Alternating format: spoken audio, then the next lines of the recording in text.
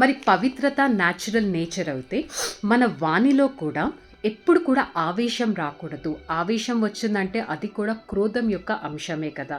Check చేసుకోండి, నా స్వభావం శక్తిశాలిగా ఉందా? చెక్ చేసుకోవడం అంటే దాంతోపాటు చేంజ్ కూడా చేయాలి. దీనిపైన అటెన్షన్ పెట్టండి. తీవ్ర పురుషార్థిగా అవ్వండి. టూ లేట్ అనే బోర్డ్ రాకముందే మీరు సదా చెకింగ్ అండ్ చేంజింగ్ చేసుకోవాలి. మీ స్వమానం మీ టైటిల్ ఏంటి? మాస్టర్ సర్వశక్తివాన్. మాస్టర్ సర్వశక్తివాన్ అనే ఈ నేచర్ని మీరు సదా న్యాచురల్గా పెట్టుకోవాలి. సంకల్పంలో కూడా మీకు ఎలాంటి అపవిత్రత అనేవి రాకూడదు. సదా అవ్యక్త పాలనా స్వరూపాన్ని గుర్తుపెట్టుకోండి.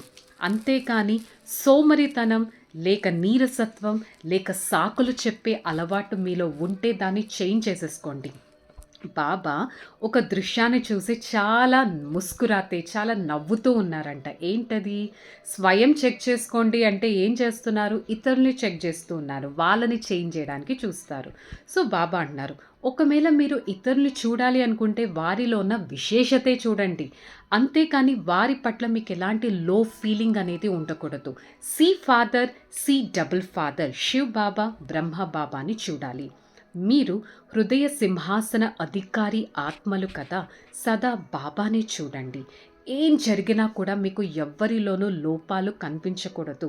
అవి కనిపించాయంటే అది వృద్ధి అయిపోతూ ఉంటాయి. అందుకని మీ బుద్ధిని సదా క్లీన్ అండ్ క్లియర్గా పెట్టుకొని ఎంతో ఆనందంతో ఒక ఎగిరే కలలను అనుభూతి చేసుకోండి. లా ప్లస్ ఆర్డర్ని సదా తెలుసుకోండి. పరమతం, మనమతం, శ్రీమతంలో మిక్స్ అవ్వకూడదు. సదా నిశ్చింత చక్రవర్తి జీవితాన్ని అనుభవం చేసుకోవాలి. సర్వ ప్రాప్తులను చెక్ చేసుకోండి. సర్వ ప్రాప్తులు నాకు ప్రభు ఇచ్చిన ప్రసాదం కదా. మరి సదా నిశ్చింత చక్రవర్తి జీవితంలో ఉంటూ పరివర్తన శక్తితో ప్రతి కార్యంలో ముందుకు వెళ్ళండి. దీనికోసం 2 శబ్దాలు త్యాగం చేయండి. మే 2 శబ్దాలను సదా గుర్తుపెట్టుకోండి. త్యాగం కాదు, త్యాగం ఏంటో మళ్ళీ చూద్దాం. నేను ప్లస్ నాది, దీని పరివర్తన చేయండి.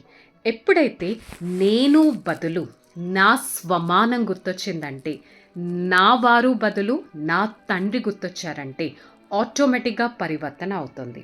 నా స్వమానం, నేను మాస్టర్ సర్వశక్తివాన్, నేను ఏ శక్తివాన్ని, ఈ విధంగా నేను అనేది మీకు గుర్తు రావాలి.